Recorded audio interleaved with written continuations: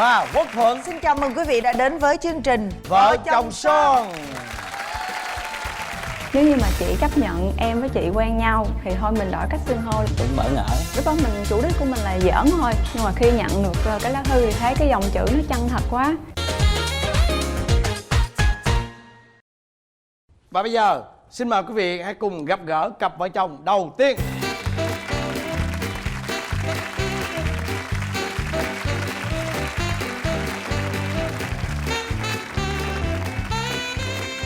Xin chào hai bạn.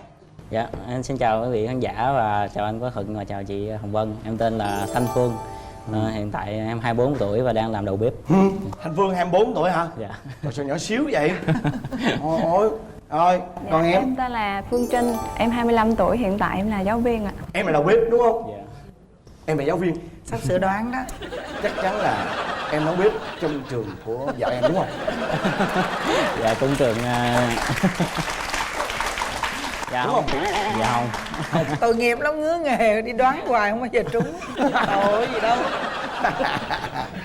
Rồi, thế gì cơ duyên nào hai bạn gặp nhau? Hồi xưa thì là cấp 2 thì học chuyển cấp lên cấp 3 thì em qua trường của vợ học.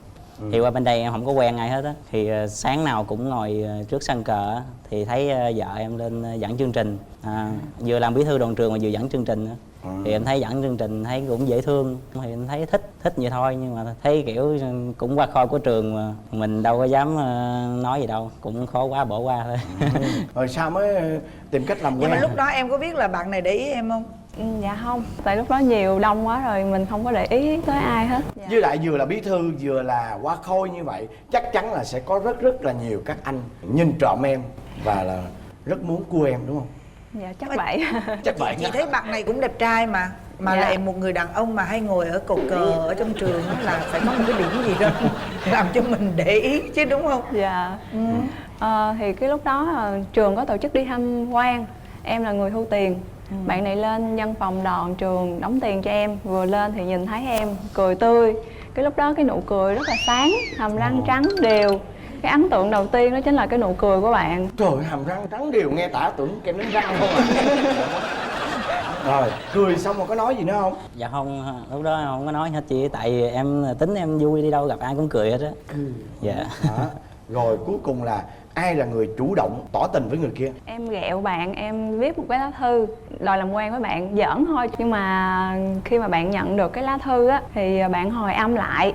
Bạn nói nếu như mà chị chấp nhận em với chị quen nhau thì thôi mình đổi cách xưng hô là Phương với Trinh. Lúc mà nhận được thư thì cảm thấy cũng buồn mà cũng vui.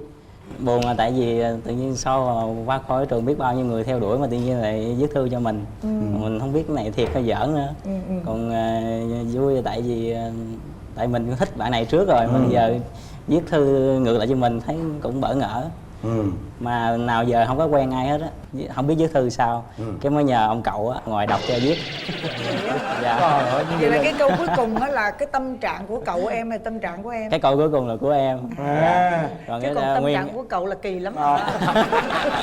Em nhận được cái đó em xúc động không? Lúc đó mình chủ đích của mình là giỡn thôi, nhưng mà khi nhận được cái lá thư thì thấy cái dòng chữ nó chân thật quá. Mình không có nỡ lòng mà mình giỡn nữa.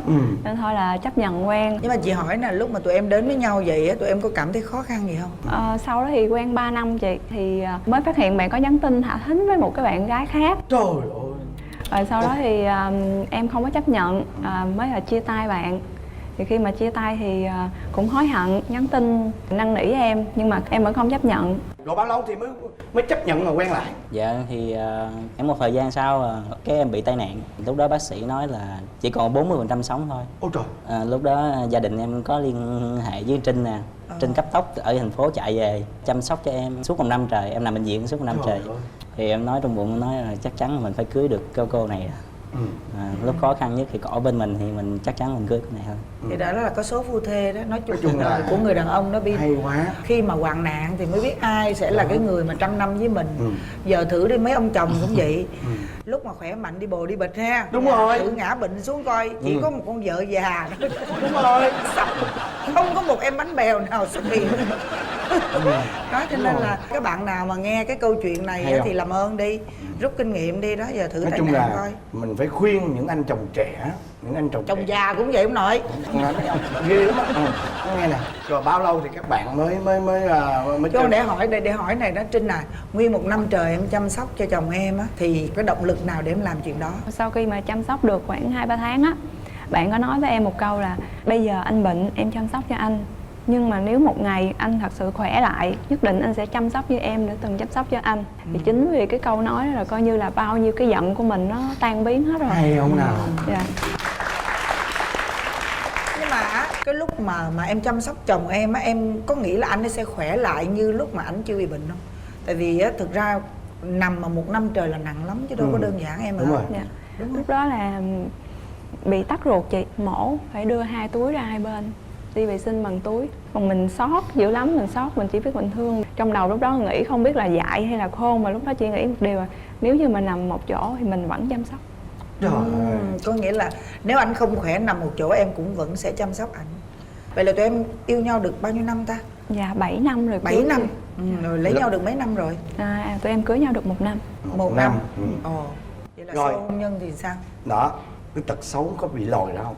Dạ có, cũng hơi nhiều. Thứ nhất đó chính là không biết tự chăm sóc cho bản thân của mình. Dạ, lúc nào cũng đợi nhắc nhở, rồi đi xa thì anh ơi mặc áo khoác vào, không chịu mặc. Đến khi bệnh thì về mua thuốc uống.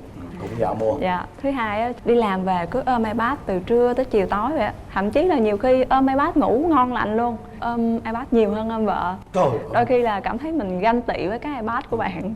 Còn tật xấu gì nữa không? Dạ, giỡn nhây, cực kỳ nhây luôn. Lúc nào mà em muốn nói chuyện nghiêm túc là càng nhây với em càng giận là càng nhây càng giỡn. Ví dụ như hỏi em ơi ăn sữa chua không? Em nói dạ ăn. Thế là không ăn hả? Em nói dạ ăn. Cái nói không ăn phải không? Cái em nói dạ ăn. Rồi thôi không ăn thôi. Trời ơi. Giỡn mà đến cuối cùng vẫn còn giỡn chị. Hoặc là lâu lâu mình tình cảm xíu mình hỏi anh ơi anh có thương em không? Không. Đến khi mà em giận rồi á thì nói thôi mà thương. Nhây lắm chị, cực kỳ nhây. Cái đó là bây giờ trường phái hài nhây á. Dạ. Bây giờ Gì nhây, gì đang lầy. nổi cộm. Rồi còn gì nữa không? Dạ không, dạ hết rồi. Hết hả? Cái đó là dễ thương, cái đó Mấy là tật xấu nói nhẹ tóm nhẹ lại là thôi. lấy hết những cái tật xấu đó gom lại đi học xong thành cái tốt. Theo trường phái hài lầy của lầy. Mr Bean. Thôi vậy thì vợ em có tật xấu gì không? Vợ em thì hơi nóng tính với lại nghiêm khắc lắm, với lại đúng giờ. Còn ngoài tật xấu chứ phải tính tốt đâu à. nghiêm khắc là có nghĩa là ví dụ như là hứa là phải làm, mà không hứa không được, bắt buộc phải hứa. Dạ, đường nào cũng chết đó. Đường nào cũng chết là đúng rồi. Hay. Ví dụ- Giống ví như dụ- bắt em hứa em không hứa là cũng bắt phải hứa. Phải hứa cho mình được. Hứa là phải làm. Không làm là chết. Là chết thôi. Ây cha. Ví dụ như đi với bạn bè hứa bao nhiêu giờ đó về, trễ 5 phút điện hoài luôn, mà mình đâu có canh thời gian mà sát sức dữ vậy. Ví dụ cho hỏi thoải mái xíu. Mỗi lần mà trễ như vậy về nhà thì giận thể hiện sao? Còn dữ lắm, nhìn mặt là ớn. Nhìn mặt ớn rồi. Trời ơi. Rồi bây giờ á là em mong muốn vợ em thay đổi cái gì? Dạ, em chỉ muốn là vợ em nói chung là thoải mái một xíu, cho em vui vẻ với bạn bè một xíu. Còn ngoài ra là vợ em quá tuyệt vời, không có gì hết. Em sao? Điều duy nhất là em mong chồng thay đổi đó chính là tự chăm sóc bản thân của mình nhiều hơn. Tại vì một lần là xém mất đi cái tính mạng của mình, nên là em rất là quý trọng cái sức khỏe của chồng em. Chỉ hy vọng một điều duy nhất đó thôi. Đó. Chắc có lẽ là vợ em không muốn em đi nhậu nhiều quá, cũng là một phần là lo cho sức khỏe của em. Dạ. Đó. Sợ ảnh hưởng cái ruột. Đúng rồi. Ruột nó có phốt rồi nó bị yếu đúng không? Nhưng mà cái mong muốn của chồng em á, mà để cho chồng gọi là có thể thoải mái một chút á, thì em có cảm thấy là mình có thể chấp nhận được cái mong muốn đó không? Dạ, tại vì ra khung thời gian nó cũng có lý do. Tại vì tối thứ bảy bạn đi ăn chơi nhậu nhẹt với bạn bè, thì sáng chủ nhật cũng phải chạy xuống thành phố đi làm lại. Nên là em muốn là khoảng 10:30, 11 giờ anh về nhà để nghỉ ngơi, ngủ để sáng mai anh đi làm sớm. Nhưng mà chị thấy vậy nè em, thực ra vợ em cho em ở cái khung giờ 11 giờ, 11 giờ rưỡi là còn rộng lượng lắm rồi đó. Với một cái yếu nhân như em về vấn đề đường ruột. Ủa tụi em có con chưa ta? Dạ, Dạ chưa. Chưa kìa Biến. Có mong có con không phải vậy? hỏi cái đã. Nhiều khi người ta đang kế hoạch. Thì bây giờ thì đang sao? hỏi nè, Đó. bạn có muốn không vậy? Dạ bây giờ mong rồi. Bây giờ mong rồi Ủa hả? nhưng mà trước đó là không mong. Trước đó tại vì tụi em muốn cái kinh tế nó vững vàng hơn xíu. Dạ. Bây giờ thì sao? Dạ bây giờ thì cũng khá là thoải mái rồi. Bây giờ thì mọi thứ nó cũng đã tốt hơn rồi. Bây giờ trước khi anh chúc thì bây giờ em có muốn nói một cái lời gì với vợ mình hay không, nhân cái dịp ngày hôm nay? Thì nay cũng 8 năm mấy rồi, thì anh cũng cảm ơn em đã theo anh từ đó tới bây giờ mà chưa bao giờ mà than vãn, mặc dù là gặp rất là nhiều khó khăn. Thì hôm nay anh cũng có một cái bài hát tặng cho em, tặng cho các quý vị khán giả ở đây, đặc biệt là anh Quốc Thuận. Ủa sao không tặng chị hả? Dạ chị không, đi cái vô bài à? này Người chồng. Có chị đúng đi rồi, vô à? này À, chỉ người riêng chồng. anh Thuận chắc hiểu thôi. Nỗi lòng của người chồng. Dạ, cái bài sợ vợ. Trời ơi, bạn này có duyên quá à. Em có duyên quá trời luôn. Vợ tôi sợ. Nhỏ cũng sợ mà già cũng sợ. Sách có câu sợ vợ mới nên. Tại tôi muốn ăn ở cho đúng sách thanh hiền. Chứ thân bãi thước ai sợ gì phụ nữ. Văn người. Hỡi những bậc nam tử mỹ tu, hỡi các đấng trưởng phu từ thanh niên râu chi hư cụ già lão như. Hãy đứng lên chung lưng đấu cật mà cùng nhau sợ vợ cho vui cửa vui nhà. Bà con lối xóm họ điệu thì họ kêu mình thương vợ, còn họ ghét thì họ gọi là thờ ba. Rồi em nghe em đã không cưng? Dạ đã. Và mỗi lần em hát bài này vợ em khoái chí. Đúng rồi, mấy bà vợ bà nào mà không khoái bài này đúng không? Rồi nói chung cũng đã mong muốn thay đổi rồi, cũng đã nói lên cái nỗi lòng của mình rồi đúng không? Bây giờ thì xin chúc cho vợ chồng của Phương trong năm sau sẽ có một em bé kháu khỉnh, mạnh khỏe và đáng yêu xuất hiện trong gia đình nhỏ của hai bạn. Dạ em cảm ơn. Chúc hai em hạnh phúc nha. Đang ngủ cái tự quay ba thấy bà khóc thúc thích. Em nằm mơ anh thấy anh đi với con nào nữa. Kêu đi thì không đi, mà tại tự nhiên cái lại chở cái người đó đi. Bây giờ chúng ta hãy cùng cho một tràng pháo tay đón chào cặp vợ chồng tiếp theo.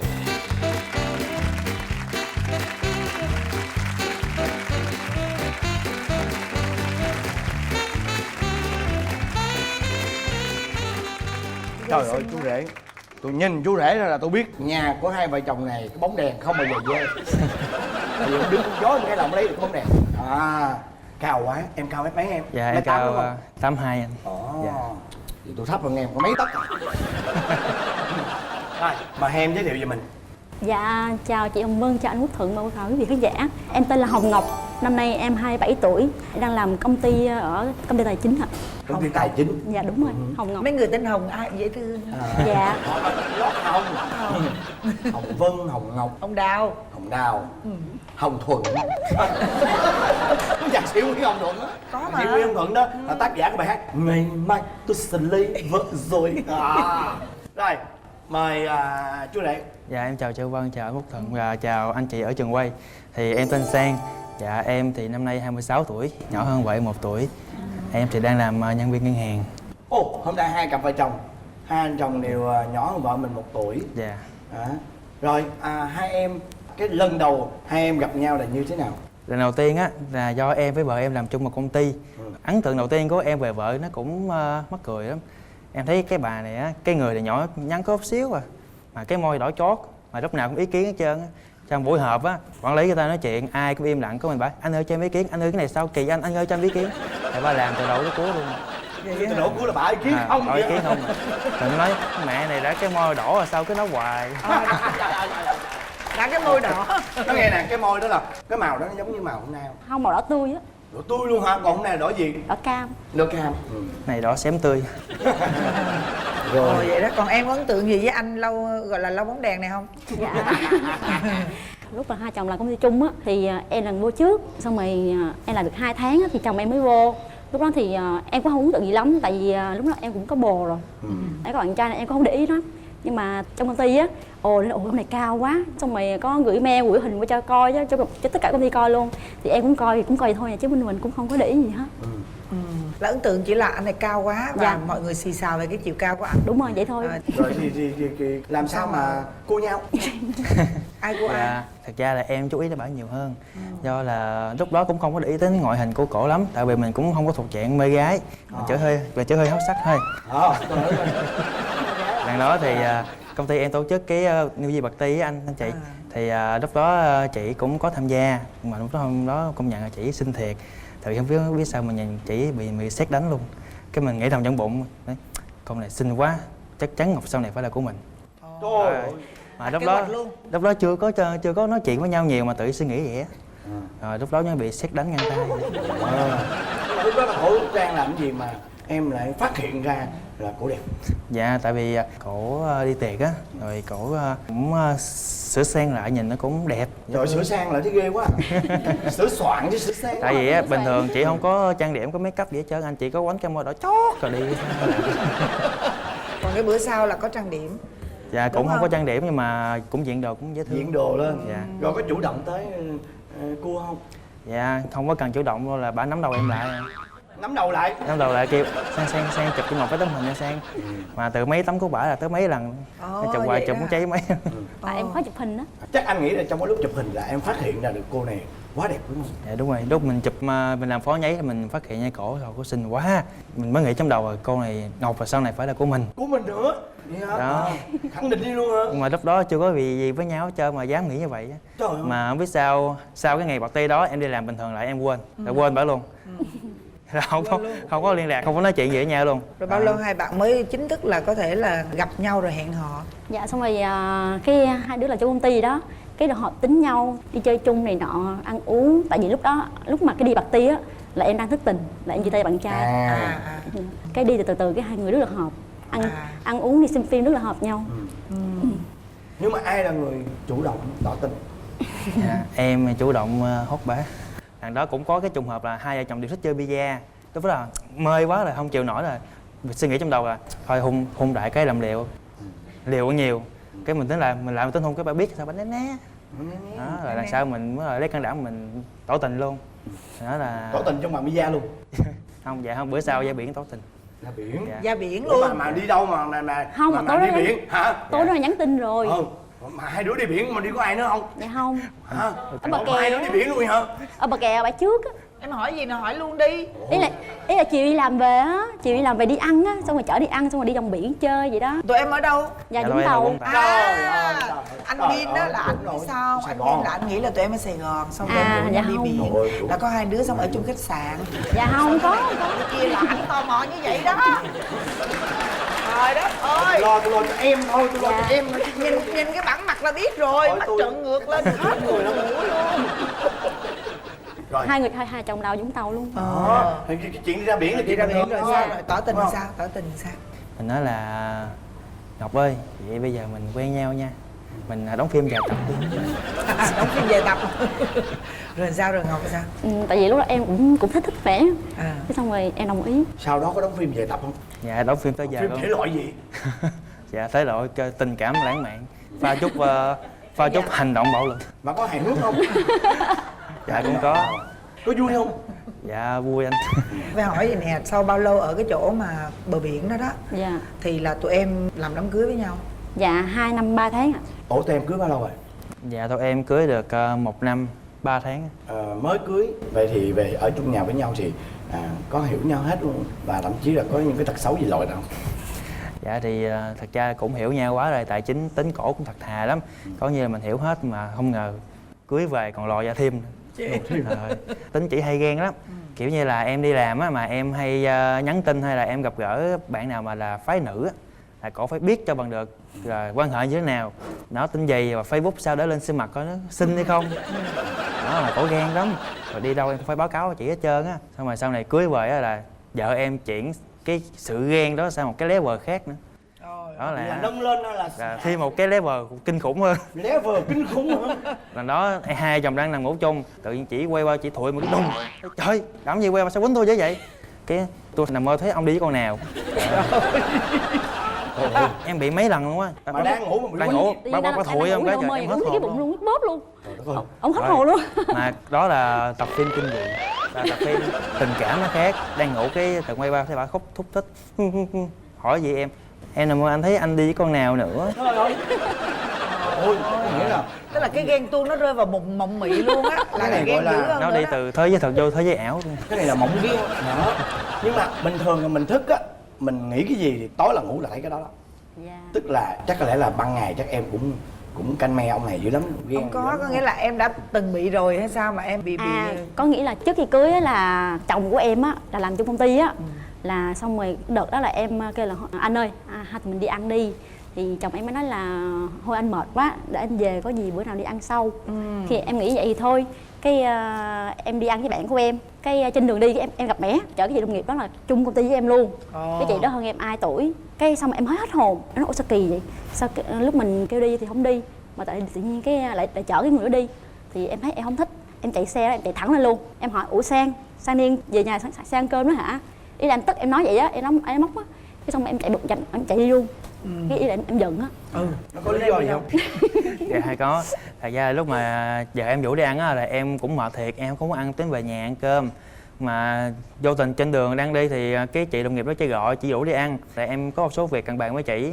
Mới nói là thôi vậy chị em đi ăn đi, sẵn em có một số việc em muốn bàn với chị. Nó xui sao mà hai chị em đang lon ton đi kiếm quán thì bị vợ em phát hiện. Mà thiệt vậy không? Dạ đúng rồi. Mà thiệt là bạn công việc không? Hay là... Thiệt vậy không hay là Dạ, thích thiệt. người lớn hơn 3 tuổi? Dạ thiệt. Ông nào cũng vậy á, tới giờ nó tại em vợ lúc đó chứ em này kia nọ, trời cái đó Đúng dễ rồi, quá mà. miệng đúng không? lưỡi mà. Nhắn tin nó em ơi anh đi có Đúng công rồi. việc Nói làm chung là ăn mình phải đồ, rõ ràng kiếm chị tiền ha. đồ thì có sao đâu. Dạ chắc tại vì một phần cũng do công việc của em thì em hay ra ngoài gặp khách hàng nhiều á. Nhiều khi em nói là em ơi anh không ăn cơm anh đi gặp khách hàng, cái bà nghi. Rồi, tật xấu của anh ấy. Dạ tật xấu của chồng em á hả? Mỗi lần mà em nhờ làm gì là hay hẹn, không có làm liền. Từ Mà em không thích, em thích là ví dụ như em nhờ làm gì là phải làm liền cho em. Chứ mà hẹn là em ghét lắm. Thường hẹn thì nó đi đôi với hứa lèo. Đúng rồi đó, hứa lèo đó. Đó, tổng cộng lại là họ hứa đó. Dạ đúng rồi. Với lại mê chơi game lắm. Mê chơi game đến mức mà hả 12 giờ vợ kêu đi ngủ rồi nha. Vậy mà hả cái bất thình 3 giờ dậy, mở laptop lên, coi thử game chạy sao rồi. Trời ơi em hết hồn luôn. Cái em nói cho trời ông hay quá ha. Giờ này 3 giờ sáng mà ông còn mở game chơi.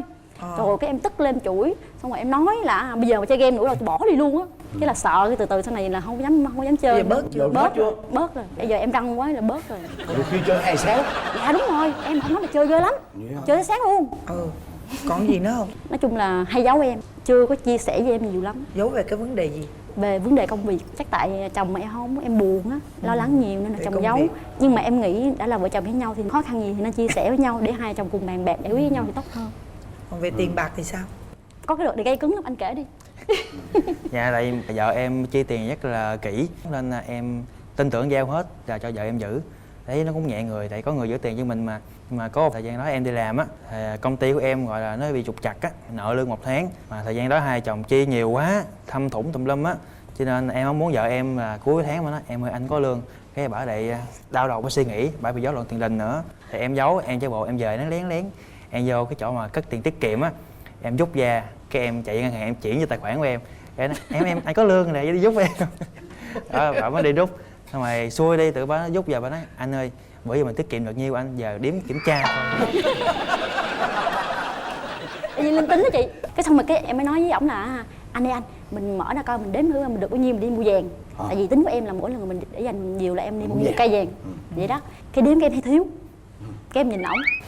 Cái em nói ủa tại sao thiếu kỳ vậy? Anh nói cho em biết đi. Không mà anh bảo nói thật là mệt với em á. Cái là ổng mới khai ra.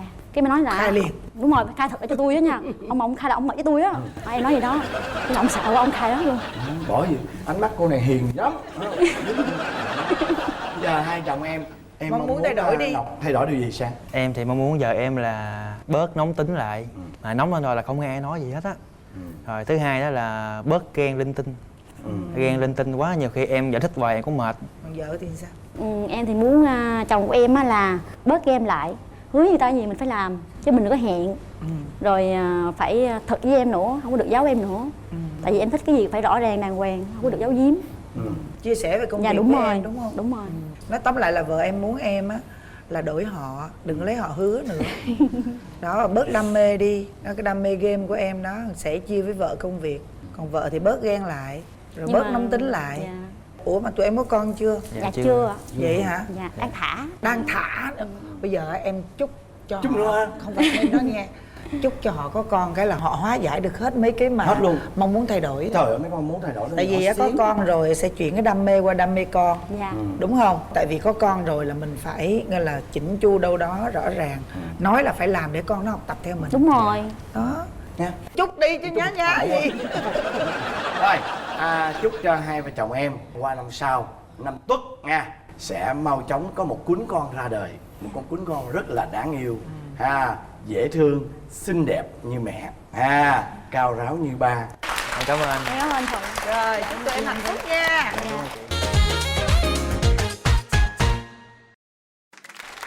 Và bây giờ là đến phần kiểm tra hữu ý và bốc thăm may mắn. Chúng ta có các phần quà như sau. Trước tiên là một bộ sản phẩm gối cao su Đồng Phú, được sản xuất từ 100% nguyên liệu cao su thiên nhiên do công ty cổ phần cao su kỹ thuật Đồng Phú, thành viên tập đoàn công nghiệp cao su Việt Nam sản xuất. Món quà thứ hai đó chính là một phiếu chăm sóc da, cơ thể, sức khỏe và sắc đẹp với nguyên liệu 100% từ thiên nhiên tại hệ thống mầm gạo spa trị giá 10 triệu đồng. Và món quà thứ ba đó chính là một suất chụp hình kỷ niệm cho cả gia đình trị giá 6 triệu đồng, áp dụng tại các hệ thống của thương hiệu áo cưới cao cấp Allen. Áo cưới Allen cho hạnh phúc vẹn tròn. Và một món quà cuối cùng đó chính là món quà rất ý nghĩa, đó chính là một miếng cước chui già nồi kèm theo một cặp vé xem kịch tại sân khấu chị Hồng Hồng Dân. Và bây giờ là phần kiểm tra hiểu ý. Mời các bạn đâu lưng lại, Quay nghe lưng kỹ lại. câu hỏi của tôi. Tủ lạnh nhà bạn bao nhiêu lít? Trời ơi! Vợ của Phương đã có kết quả. Ngọc có kết quả chưa? Tôi đếm 1, 2, 3 nào. Quay các bạn nha. Tủ lạnh nhà Sang Ngọc bao nhiêu lít? Mở ra 255 lít. Trời ơi, 400 lít. Rồi, chất quốc. Cặp vợ chồng của Phương, tủ lạnh các bạn bao nhiêu lít? 200 lít, 20 lít. Rồi xong. Đề nghị hai cô dâu quay qua nhìn nhau cười một cái rồi vẫn tù xì nha. 1, 2, 3. Tù xì. Đó, rồi. Bên này sẽ được ưu tiên chọn trước. Em cho màu đỏ. Màu đỏ. Bên này Dạ em chọn màu vàng. màu vàng. Chị màu xanh, chị màu xanh. Tôi màu hồng để cho nó nam tính. Đó. Đề nghị quý vị đếm nào. 1, 2. Trời ơi. Rồi, mời hai cặp vợ chồng chuẩn bị. 1, 2, 3. Kính thưa quý vị, chương trình Vợ Chồng Son đến đây thời lượng phát sóng đã hết. Chúng tôi rất mong gặp lại quý vị trong tuần sau. Và chúng ta sẽ gặp lại nhau vào lúc 22 giờ tối Chủ nhật hàng tuần trên kênh HTV7 với chương trình Vợ Chồng Son.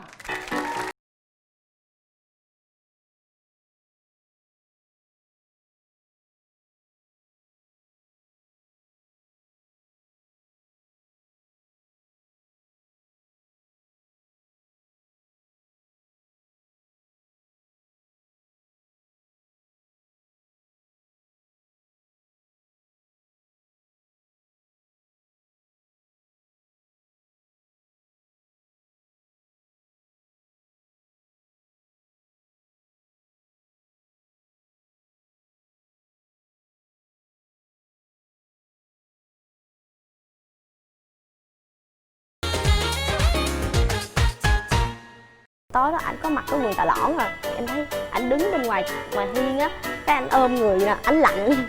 Ngay lần đầu em gặp vợ em bây giờ là em đã biết là tình yêu sét đánh anh, là ngay tuần đầu tiên luôn là em đã viết thư là làm quen, cái là đồng ý thì em thấy sao dễ dàng này. Và chúng ta sẽ gặp lại nhau vào tối Chủ nhật hàng tuần lúc 22 giờ trong chương trình Vợ Chồng Son trên HTV7.